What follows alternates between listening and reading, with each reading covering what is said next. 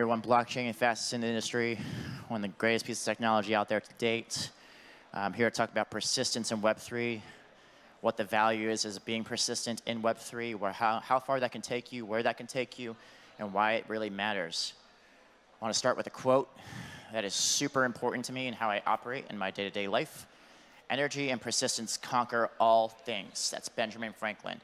Just going to drive into that real quick. Energy and persistence are the core values to make yourself successful in life.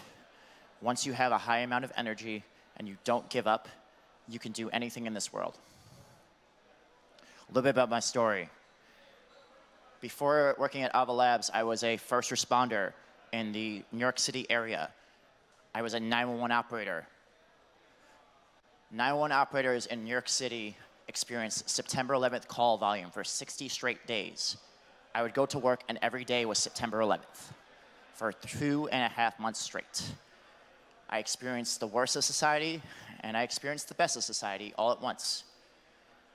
I saved a lot of people's lives, and a lot of people are unfortunately still not with us. What did that bring me? A period of extreme burnout. In that experience, I learned I can do anything. Anything I've ever wanted to do can be achieved. Once you work harder the entire world in the highest crisis, highest, most intensity situation, you can do anything. Even at a lower scale, if you believe you can do anything, it becomes achievable. So for myself, over the last couple of months, I've been trying to describe this as burnout and what the effects are, and I created A Tale of Two Cities. I'm just going to walk you through these two cities real quick. There's City A and City B. Obviously, there's polar opposites. I live in the extremes, but I think to actually maximize yourself, you do need to live in the extremes. Life is not in the margins, but rather being able to actually go the furthest points possible. So, by becoming a 911 operator and during the pandemic, I learned a new amount of tolerance and how far you're able to push yourself. I worked unregulated 60-hour shifts, consecutive back to back to back to back, no sleep. I would get at most 4 hours of sleep on a nightly basis, and I would get up and do it again. The other side of that city is you push yourself a little too far, you kind of beat yourself down, you ultimately crash. So with every wave, there's a crescent, and there's a down. The downs obviously are not the sexiest of topics, but they ultimately show you how far you've come and where you go. Another really interesting point from that is that inspiration is formed extremely fast. Again, in that moment of crisis, you kind of come up with your best ideas. When your mind is in flight or fright, it's quite crazy to actually experience true flight or fright for a duration, long sustained duration, such that you kind of start to make believe things in your head, and you ultimately, if you're centered enough, can actually find yourself a common balance or common ground. On the other side, obviously, too many ideas is never enough. I mean, never a good job.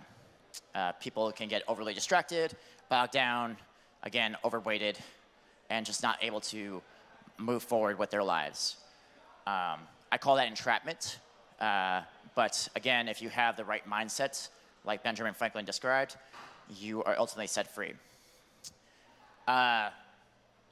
Again, in crisis, a high amount of crisis, it's very common to experience mania. Mania has a negative connotation in society, often assumed to be with bipolar, but again, if your body is put into fight or fright for extensive amounts of time, you ultimately unlock mania and you feel this limitless ability.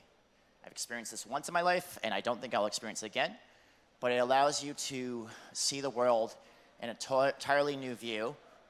It kills your ego, and it makes you think, I can do anything. And that is a feeling I think everybody should try to have once in their life. Because you're told you can't do this, you can't do that, you gotta be this, you gotta be that, over and over again. Again, net negative, mania. Mania doesn't let you sleep. So you work, again, 60-hour shifts, back to back to back. and you don't realize what day of the week it is, what crisis is at hand, who is dying, who is getting hurt, who is injured. You lose track of time. It all becomes some sort of flow that's really hard to actually articulate. And people think you're crazy. Okay. City A also teaches you that time is our most valuable asset. Priorities are priorities are priorities. We're all here for a blockchain conference. We're all here trying to figure out new monetary systems. There is nothing more important than time and how you spend it with those that you love. You can make all the money in the world. You could be worth nothing. But if you don't use your time effectively, you are, in my opinion, missing out on life.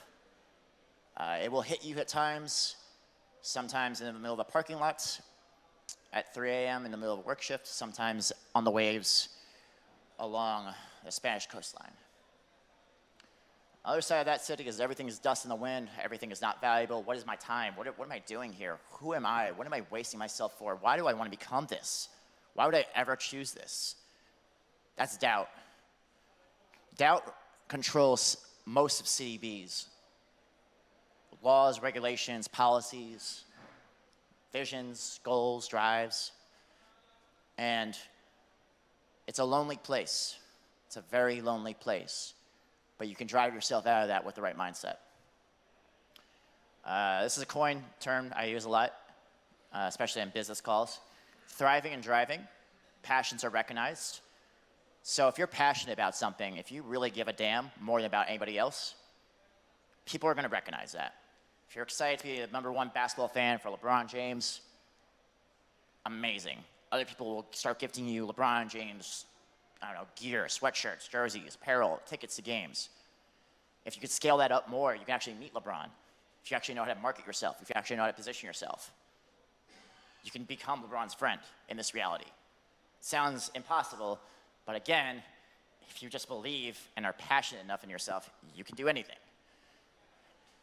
City B, downside. Deep attachment and a lack of ability to separate work from common life. So a lot of people, you're here are workaholics, overstimulated, overachievers. They don't find time for themselves.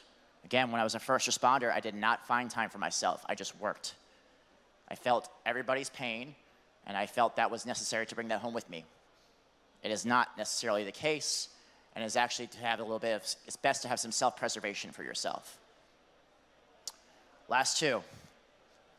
There's a zone, I call it the operational confidence boost. Once you get into a certain flow of operating at extremely high level with extremely high intensity, extreme amounts of stress, everything is kind of like bliss. I can do this, I can do that, I can do this, I can do that. Overdone next, overdone next, overdone next. Once you learn that skill set, you become powerful.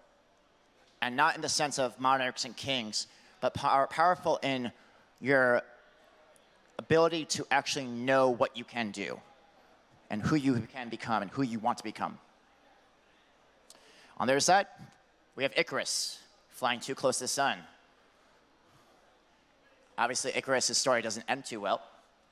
Ego, again, with ego death comes a new ego. Opportunities arise. It's in your interest to see what the sun looks like, in my opinion, and know how the day starts. But again, flying too close might end to your downfall. And this is the main point of our talk. Persistence, the drive never stops. And on the other side, how far do you take it? Persistence, the drive never stops. So, how did I get a job at Avalanche? How did I get a job at Ava Labs? This is a fun one. I saw a large technology coming to its fruition before it went live.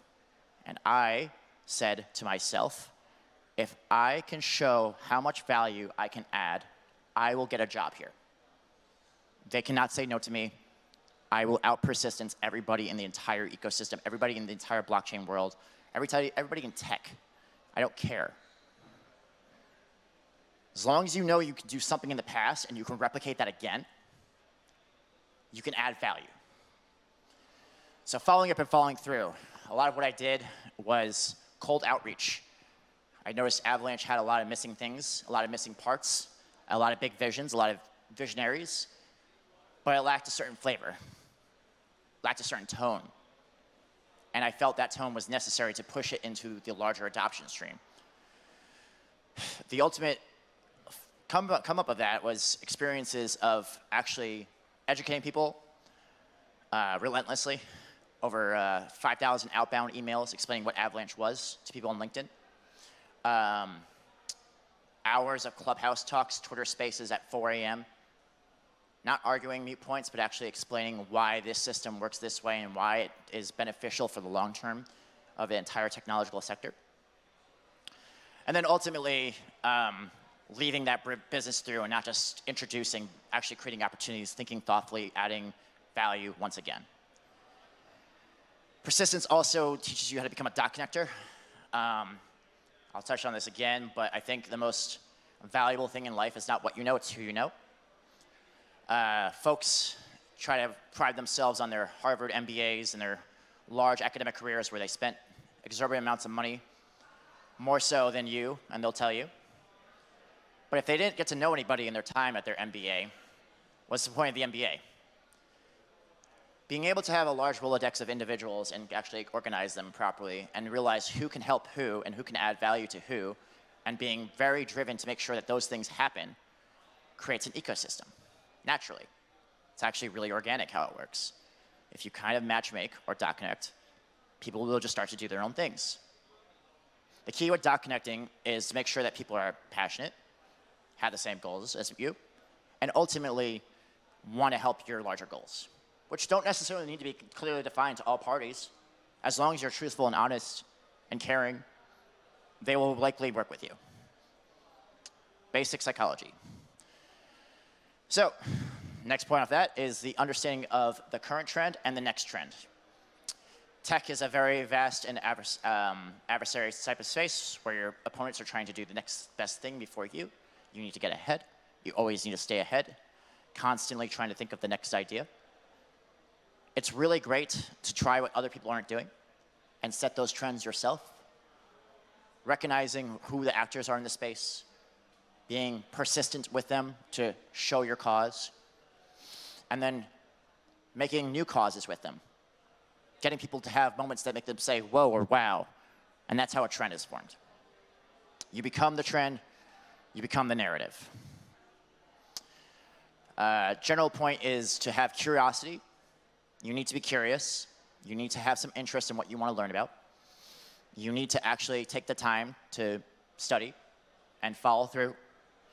If you're not curious, you'll get bored quickly, and you'll be left in the side, while everybody else who is very, very curious will find themselves deep in the mud, as I like to say. Another point with persistence is to have an effective communication that leads to the best outcome. And in 911, when you call 911, it's a really good example. There's a great TED Talk on this. You want to have the simplest amount of words possible to get your message.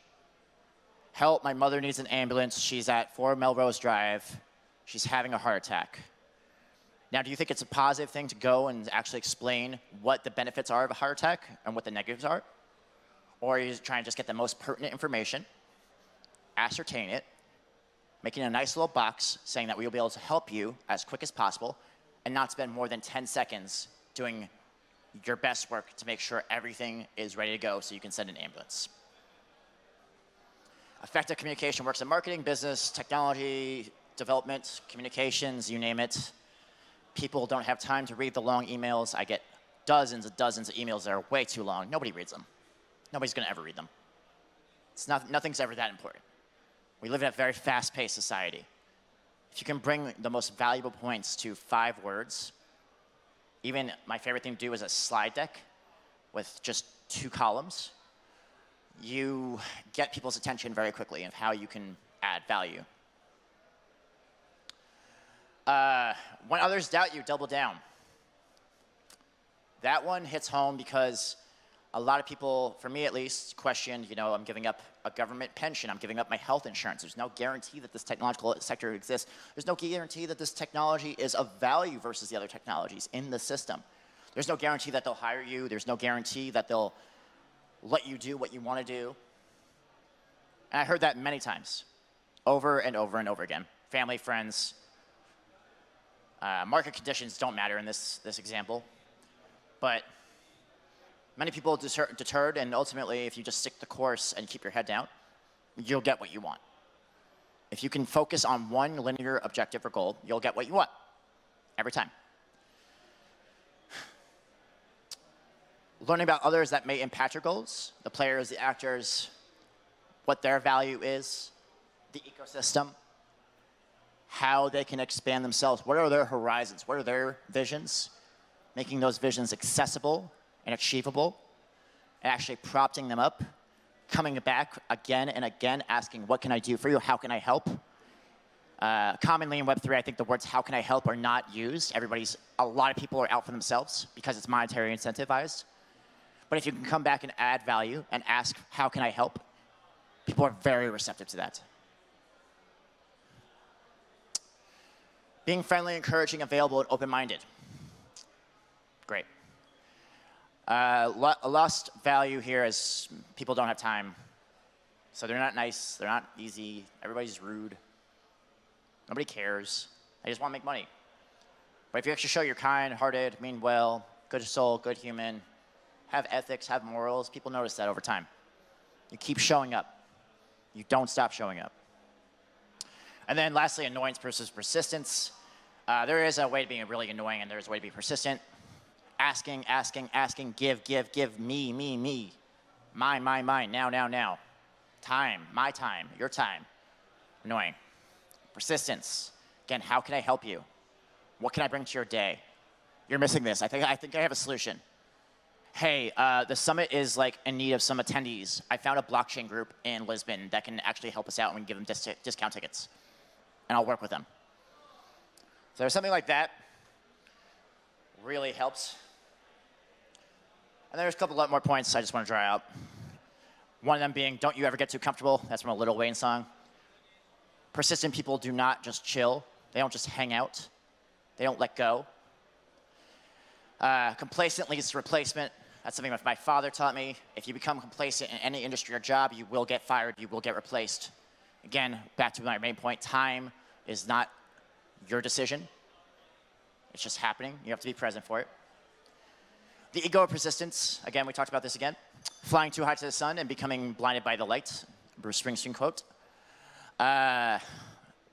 If you think you can do it all, you can't. If you think you know it all, you don't. And people will call that out, and people will get annoyed. Doesn't matter how many times you could do it again and again and again. You got to bring yourself to earth. Knowing when to turn around upon a mountain top and knowing when to go explore a new peak. With drive and persistence, there is the ability to go all the way to the extreme end and see everything through and feel everything and know that this mountain was your hardest mountain. And there could be 2 more mountains on the horizon that you want to go explore. But there could also be a day when you don't want to work a 60-hour shift as a 911 operator during the pandemic, and you want to go home and just relax with your family. Knowing the difference between the two and when you make those decisions is how you actually maintain yourself. Again, self-preservation falls in that. And lastly, mental health. I think mental health in this technology industry is either A, over-glorified and not actually properly represented, or B, is not actually addressed at all. We're all working on an insane mission to make this thing happen. But damn it, if I want 5 minutes of time off, I can't get 5 minutes of time off because I got Telegram, Signal, Discord, email, all pinging me at once, trying to find what are your availabilities, what are your times, what do you actually think? Nobody really cares about each other in this space. Again, we're all generally looking out for number one. So if you're looking out for yourself, put your mental health first. Every single time, this does not all matter. It's all arbitrary. Put your mental health first. Okay, so we're going to tie this last point up because I only got like 3 minutes. Persistence in Web3. We're still at the bottom of the first inning, multi-inning game. Anybody who thinks this is the end of blockchains right now, this is the peak of blockchains right now, I would say you're absolutely wrong and you're at the wrong conference. You're inconceivably correct. The blockchains just started to talk to each other and they have now the potential to talk at thousands of scale to make an internet of blockchains. That just started. Imagine how much further we have to go. Imagine how much more we have to do. Still the Wild West. Again, if you can come in and say, I ought to add value, I want to come in, I want to contribute, I can do more to your company now. Most people in this space don't know what they're talking about consistently. So if you can come in and show that you actually know what you're talking about, show that you can add value, you can probably get a job consistently. There's a lot of venture capital money going around. A lot of people are just throwing money at people for no reason. But if you can actually add value to your team or add value to your goals and come in and see the Wild West as a new frontier and own it with your cowboy hat and your six-shooter, you can actually make a lot of opportunities for yourself. If you study and follow the academics in this space, you will find the vast majority is not willing to take that approach. That's where I believe Avalanche is really great, is you have a professor who's a founder and his students, and you go to Cornell and you do the hackathon in Cornell, and it keeps happening over and over again. You keep saying, why are all these smart people trying to do one thing? I think a lot of this space gets lost for persistence in marketing and not persistence in academia, as academia is obviously is not lucrative as marketing. But you will find if you're really persistent in your academics, whereas I went as far as get certifications from Cornell before the bull market kicked off, and actually learned more about blockchain than my interest of 15 years by doing that certification course. Fully support that, if anybody wants to go look into it. It'll actually pay off, and it'll actually make you a lot more smarter when you come into conversations where you actually meet people that are much more knowledgeable than you. Filling gaps are necessary. That's obvious. Even in part market conditions, companies are understaffed. Again, that's like being a first responder during the pandemic. Give me 2 more minutes, I got you. I got you, 2 more minutes. Again, when you work a lot of shifts, a lot of overtime, in crisis, you kind of know how to step in, next man up. People don't want to really do that. People want to actually take their opportunities elsewhere if it's a little bit too much. Again, go down the mountaintop, that's totally fine. But if you think you can step up and fulfill a role and absolutely crush it, please do. People need that. I do things all the time to Ava Labs that I'm not supposed to do. I'm not paid for, I'm not assigned for, but it makes everything move forward. Be flexible, same point. Many people in Web3 are faking until they make it. Absolutely true, myself included. I'm just confident. If you can be confident and really persistent, you can go really far, absurdly far. If you feel something, you're onto something special, jump in all the way. Given my case here, I found Avalanche at the middle of the summer at 3 a.m. after a 9-1 shift. And I thought, this is a big idea. I'm going to pursue it to its absolute ends. There will be 15 more of these, 100 more of these in this space. You can do this in AI. You can do this in any sector of technology you want, any emerging industry, any emerging market. If you feel passionate enough that you think this is the next best thing, give it your all. How many times do you get to have that? How many times do you want to have that? Do you want to have that feeling? It's one of the best feelings in the world. Can't promise that enough. Quote Kanye West, get up, I get down, get up, I get down, get up, I get down. When it comes to being true, at least true to me, one thing I found is I get up, I get down. Every time you're hit, I come back up. You want to take me on? There's 15 more of me. Every single time. That's my approach to life. That's how my approach to work. Build a brand, build an identity. Nobody knows who you are in the space. Become somebody. That way the persistence has a vehicle to move with. Twitter, LinkedIn. LinkedIn's not sexy for most of the people in the space. Be a team player. Be LeBron. Be Magic. Don't score 40 points every game. Get 10 assists. It's totally fine to do that. People love that. Hunger for ear to the floor. Trying to find alpha. Alpha groups are really important, but also news. Reading the news every morning, trying to digest it all. If you're interested and passionate, people will notice, hopefully. Simple stories for different audiences.